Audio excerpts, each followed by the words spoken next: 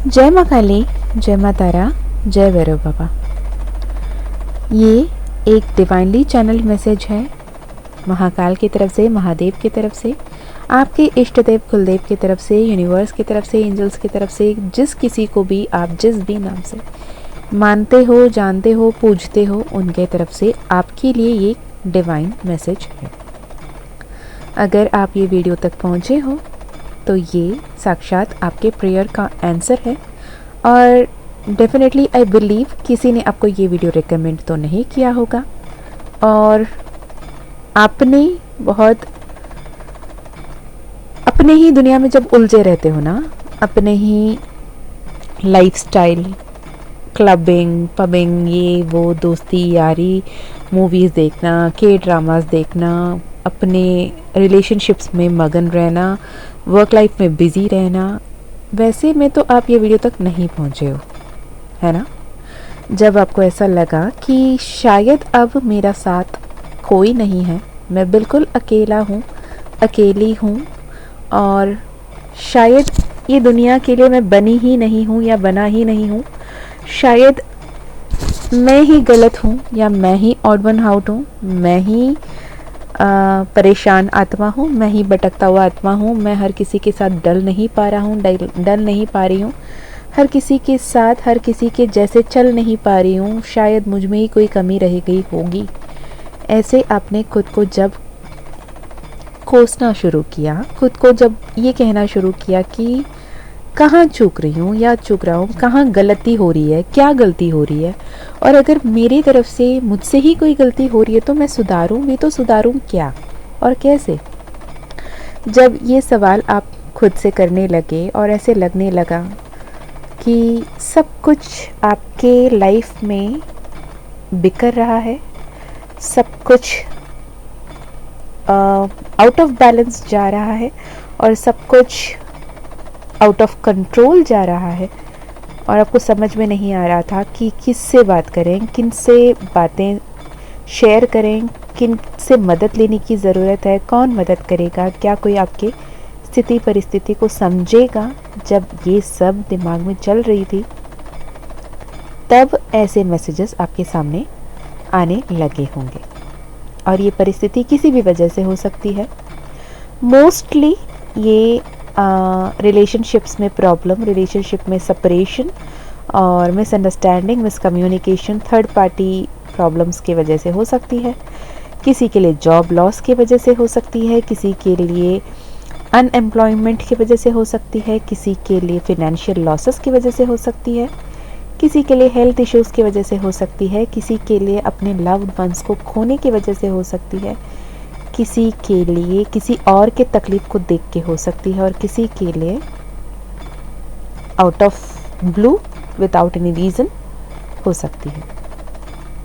ऐसा हो सकता है कि कल तक तो सब कुछ सही था, सब नॉर्मल दुनिया थी, सब कुछ नॉर्मल चल रहा था, ऑल ऑफ अ सडन आज अचानक सब कुछ बदला, सब कुछ बिखरता हुआ, सब कुछ खराब होता हुआ लग रहा है। और वो भी वो वक्त में जब लगा कि अब लाइफ में सब कुछ सेट है, सब बढ़िया है, सब उन्नति की तरफ बढ़ रहा है। अब ये तो मतलब काइंड ऑफ फेरी टेल वाली लाइफ मुझे मिली है, मैं बहुत खुश हूँ, मैं बहुत ब्लेस्ड हूँ वाली सिचुएशन अब जी रहे थे होंगे, तब हुआ हो, या फिर बचपन से ही आप ऐसे एक प्रॉब्लमैटिक फैमिली में आए हों, जिस फैमिली में बहुत सारे जनरेशनल कर्सेस रहे हों, बहुत सारे श्राप वगैरह कर्स ऐसे कुछ रहा हो, या फिर एक particular family event, recurring events हो सकते हैं, जैसे एक ही तरह के घटना बार बार घटना। कहीं जैसे कुछ लोग के लिए कहते हैं ना कि किसी परिवार में ऐसा है कि सिर्फ बेटियां होती हैं, या फिर सिर्फ बेटे होते हैं, या फिर पर्टिकुलर एज के बाद कोई रहते नहीं हैं, या फिर घर बर्बाद हो जाना, या फिर जॉब नहीं सेटल होना, या फिर बहुत सारे नुकसान को बार बार फेस करना, ऐसे भी होता है। और कभी कभी किसी को ऐसे होता है जैसे कि कोई अपना ही उनके ऊपर कोई टोना टोटका, ब्लैक मैजिक, विच क्राफ्ट की सहायता लेकर उनको बर्बाद करने की कोशिश की हो, और उस वक्त में बिल्कुल अकेले पड़ गए हो और अननेचुरल ईविल अटैक्स होते हों, साइकिक अटैक्स होते हों, तब भी आप ऐसे फील करते हो। ये overall maximum of the reason जो भी हो सकती है वो मैंने बताया। ज़रूरी नहीं कि आपके साथ हर रीज़न मैच हो, आपके साथ जो रेजोनेट होता है, जो मैच होता है वही लें। और ऐसे हालात में सबसे पहले आपके सामने ये डिवाइन मैसेजेस, चैनल्ड मैसेजेस और टैरो रीडिंग्स या फिर गाइडेंसेस या फिर मंत्रास, कोई पूजा पाठ पद्धति विधान, विधि विधान, या फिर गुरु का कोई उपदेश, गुरु का कोई जैसे होता है ना, जो आपको गाइडेंस देते हैं, डिवाइन गाइडेंसेस देते हैं, जहाँ पे आपको लॉ ऑफ अट्रैक्शन के बारे में पता चलना शुरू होती है, मैनिफेस्टेशन के बारे में पता चलना शुरू होता है। आप अचानक से ही ईश्वर से एक अलग लेवल पे जुड़ना शुरू करते हो, उसे समझना शुरू करते हो, उनसे कनेक्ट करना शुरू करते हो। आपके सामने एंजल नंबर्स आते हैं, मिरर नंबर्स आते हैं। तब तक भी वो नंबर्स एग्जिस्ट कर रहे थे, तब तक भी आपकी लाइफ में सब कुछ सही हो रहा था, पर आपने उसे पहचाना नहीं या समझा नहीं या सुना नहीं या फिर ओपन एंड रिसेप्टिव नहीं रहे, राइट। जैसे फॉर एग्ज़ाम्पल मैं बताऊं तो मैंने जो भी लगातार चैनल को फॉलो कर रहे हैं उन्हें पता है कि रिसेंटली मैं कुछ एक पर्सनल काम के वजह से मुझे अपने नेटिव प्लेस जाना हुआ, राइट। काफ़ी साल बाद गई मैं, और जब वहाँ गई थी, यू वोंट बिलीव, वहाँ पे जो एक रूम का लॉक इन की था, मतलब जो लॉक में नंबर्स होते हैं ना मॉडर्न लॉक्स में भी, उसमें जो नंबर था इट वाज 916। और जब भी हम लोग सोना भी खरीदते होते, अभी मुझे याद है, जब भी हम सोना भी खरीदते हैं तो 916 देख कर लेना है, 916 देख कर लेना है। तो 916 हम हमेशा सुन रहे होते हैं, पर क्या हम उसके एंजेलिक मैसेज को समझ रहे होते हैं? नहीं। जब हम एंजेलिक वर्ल्ड में, डिवाइन वर्ल्ड में 5D रियल्म से कनेक्ट कर पाते हैं, 5D एनर्जी से कनेक्ट कर पाते हैं, अपने अंदर के डिविनिटी को पहचान पाते हैं, तब हमें उसकी एनर्जीज, उनकी वाइब्रेशंस समझ में आने लगती है।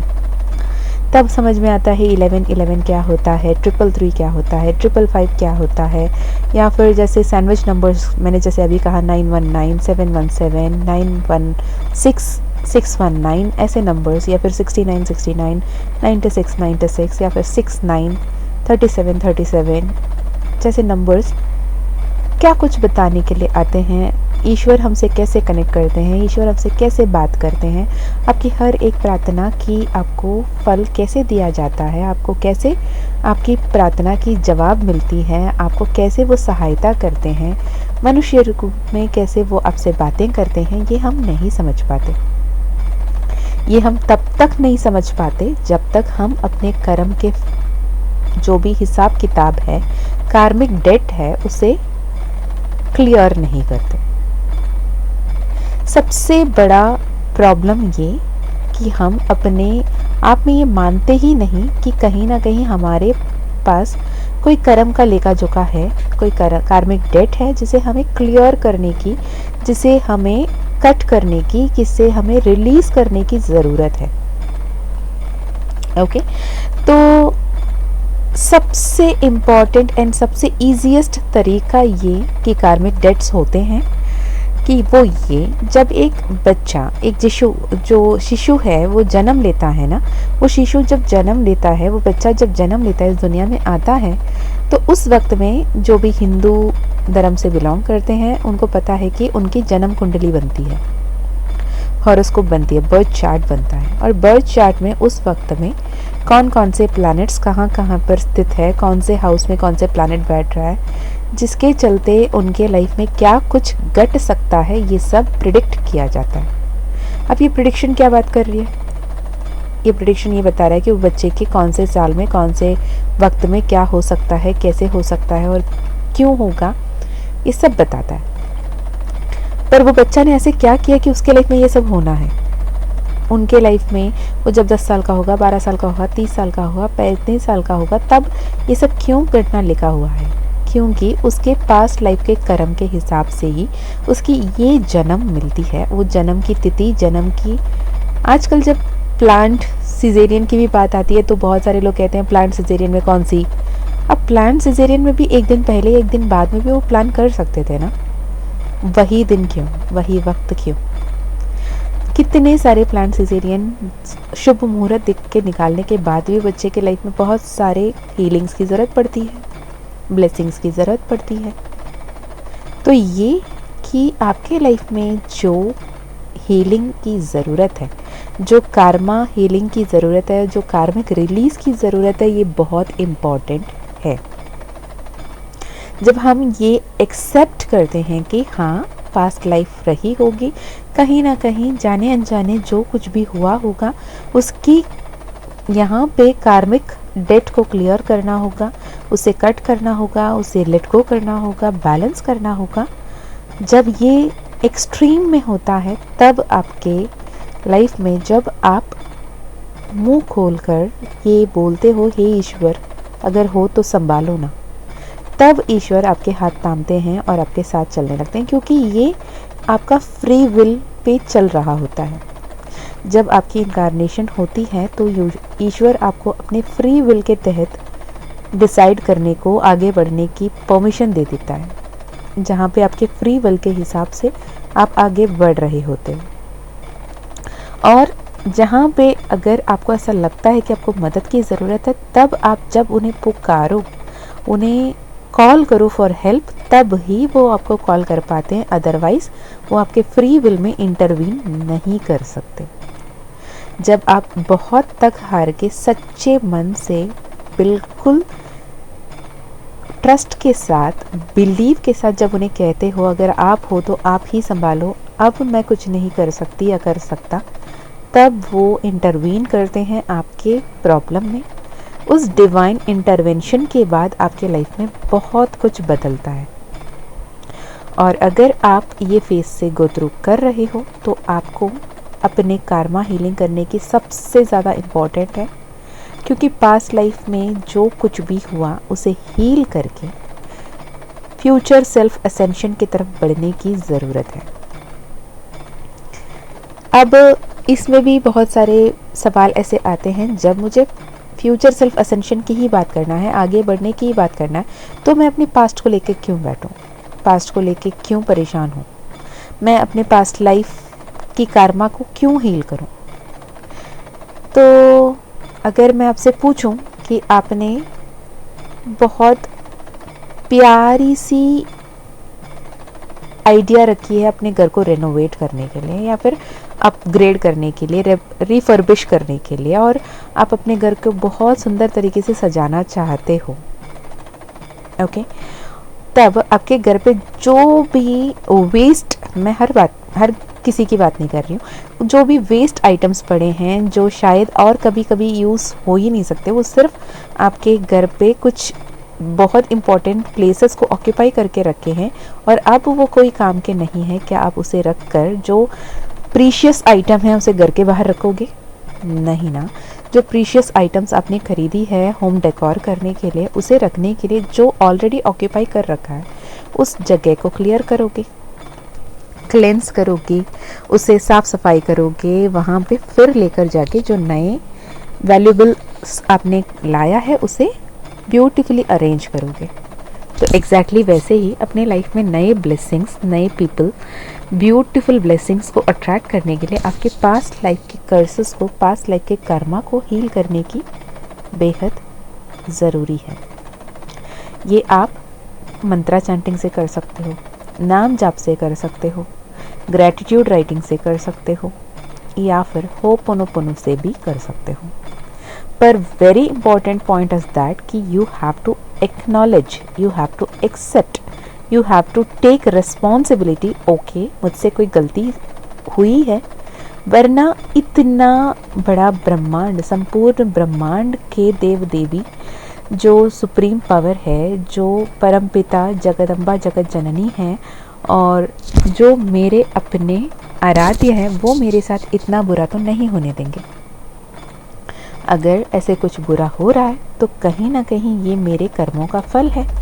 तो इस कर्मों को, फल को कैसे काटा जाए, कैसे इसे हील किया जाए, कैसे इसे लेट गो किया जाए, ताकि मेरे लाइफ में जो भी ब्लेसिंग्स आ रहे हैं उसके लिए मैं ओपन हो पाऊँ, उसे मैं रिसीव कर पाऊँ, मैं इस हालात से बाहर निकल पाऊँ।